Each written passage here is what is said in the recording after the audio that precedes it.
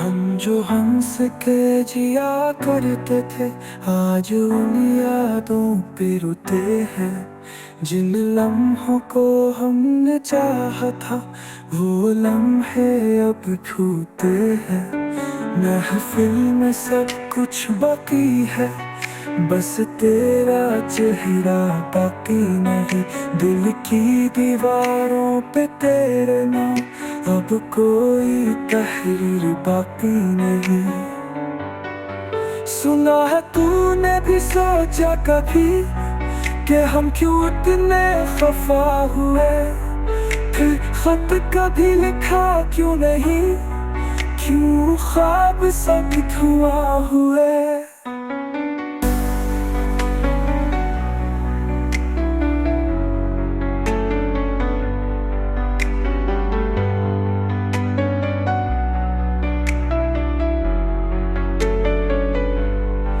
हमने अश्कों से पूछा कल, क्या भी उसके लिए बहते हो। वो बोले हाँ वही तो है, जिसके लिए हम सोते नहीं। अब एक वीरान सा कमरा है, जिसमें तेरी सदा बाकी नहीं।